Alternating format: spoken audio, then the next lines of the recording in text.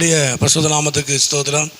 இன்றைய தினத்துக்கான தேவனுடைய வார்த்தையானது 118வது சங்கீதத்திலே அந்த 24வது வசனத்தை என வாசிக்கும் பொழுது, இது கர்த்தர் உண்டு பண்ணின நாள், இதிலே களி கூர்ந்து மகிழ கடவோம் என்று சொல்லி வேதத்தில் வாசி. இது கர்த்தர் உண்டு பண்ணின இது நாள், இதிலே மகிழ்ந்து களி கூற கடவோம் என்று சொல்லி வேதத்தில் வாசிக்கிறோம்.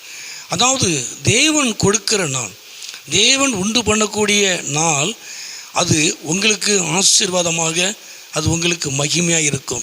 ஏன்னா எல்லா நாட்களையும் தேவன் தான் உண்டு பண்ணினார். அவர் 7 நாள் 6 நாள் ஆண்டவர் கிரியை செய்தார். 7வது நாளிலே அவர் ஓய்ந்திருந்தார். ஒரு மாதத்தில் 30ஆம் தேதி 31ஆம் தேதியெலாம் இருக்கிறது, 30 நாட்கள் இருந்தாலும் கூட. ஆனால் தேவன் உங்களுக்குன்னு ஒரு நாளை கர்த்தர் வைத்திருக்கிறார்.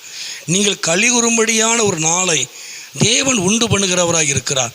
கர்த்தருக்கு மகிமை உண்டாவதாக. ஆண்டவராமே இந்த நாட்களில், இந்த மாதத்தில் கர்த்தர் நீங்கள் களி கூறும்படியாக, நீங்கள் சந்தோஷப்படும்படியான ஒரு களி கூறும்படியான ஒரு நாளை தேவன் தருவார்.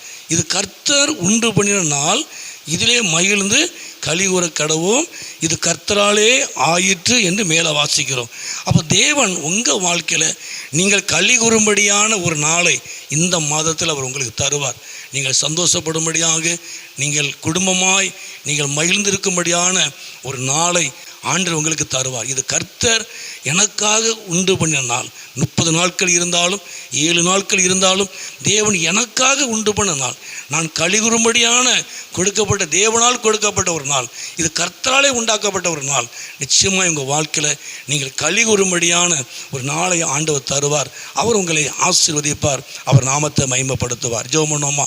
எங்கள் அதிகமாக நேசிக்கிற நல்ல பிதாவே, அருமையான ஆண்டவரே, இந்த நேரத்துக்காக ஸ்தோத்திரம். ஆண்டவரே ஸ்தோத்திரம், நன்றி செலுத்துகிற இந்த சத்தத்தை கேட்குற ஒவ்வொருவரையும் தேவன் ஆசீர்வதியும், நீர் மகிமைப்படும்.